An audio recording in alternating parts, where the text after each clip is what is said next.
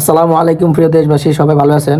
আমি সৌদি আরব থেকে প্রবাসী এক ছোট ভাই আপনাদেরকে বলতেছি, সবাই ভিডিওটা একটু ধৈর্য সহকারে দেখবেন। আসলে মানুষের হায়াত মৌত কত বছর? আপনি যখন বাঁচবেন 50 থেকে 55 বছরের ভিতরে আপনি এরকমই থাকে। মানুষের এখন হায়াত মৌত বেশি থাকে না, আল্লাহ তাআলা এটা কমিয়ে দিয়েছেন। যখন আমাদের হযরত মুহাম্মদ সাল্লাল্লাহু আলাইহি সাল্লামের হায়াত কম হয়ে মারা গেছেন, তাহলে আমাদের তার উম্মতদের কেন বেশি দিবেন? আগে হয়তো বাপ দাদারা বেশি হায়াত পাইছেন, আলহামদুলিল্লাহ। তো একটা মূল কথা হচ্ছে, আসলে বিদেশ এরকম একটা জিনিস, যখন অসুস্থ হয়ে পড়বেন তখন কিন্তু একমাত্র উপরওয়ালা ছাড়া ফ্যামিলি হোক যে কেউ হোক দেখে না। তো দেখেন, আপনাদের মাঝে কালকে আমি ভালো ছিলাম, কালকে ডিউটি করছিলাম, আর আজকে একটা দুর্ঘটনা হয়েছিল। কালকে সাইড থেকে আসার পরে পায়ে এমন এরকম চপট খাইছে।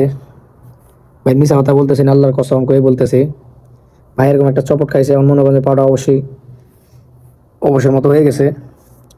দেখতেছেন এখানে যে আমি থাকতেছি, আর বাকি সব লোক ডিউটিতে চলে গেছে, আপনারা অবশ্যই দেখতেছেন, শুধু আমি এখানে আছি। তো পড়ে আছি এভাবে, এই যে হসপিটালে যাব বা যে কোনো একটা চিকিৎসাতে যাব, এই যাওয়ার মতো শক্তি হচ্ছে না।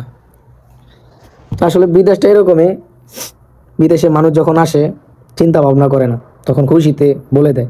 কিন্তু বিদেশটা যে কি, তার ভিতরে যে কি লুকিয়ে আছে, সেটা যদি আল্লাহর কসম ভাই মানুষে জানতো, তাহলে আর বিদেশ আমাদের মতো অল্প বয়সী পোলারা জীবনে বিদেশ আসতো না ভাই। কথাগুলো খুবই দুঃখের সাথে বলতে হচ্ছে। তো আল্লাহ তাআলা ও সুস্থতার অসুস্থতা, এটা একটা বড় কিছু নেয়ামত রেখেছেন। যে সুস্থ আছে সে খুব কত যে ভালো আছে, সেটা একমাত্র আল্লাহ তাআলাই জানে, কিন্তু আল্লাহ তাআলার কাছে শুকরিয়া জানাই না। তো এখন অসুস্থতা আছি, এখনই পাওনি অসুস্থ আছি, তো এটা আমি বুঝতেছি যে আমি কীরকম আছি।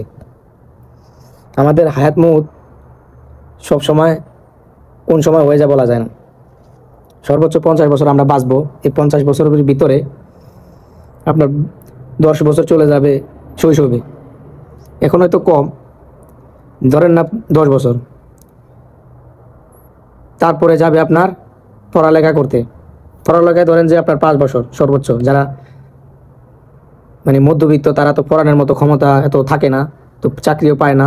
তো ধরেন এখন বর্তমানে 5 বছরই ধরেন, কত 15 বছর, 15 বছর। আর আপনার যখন বিদেশ আসবেন তখন কিন্তু আপনি 5 বছরও আপনি দেশে যাইতে পারবেন না, এটা আপনি হিসাব করে রাখেন।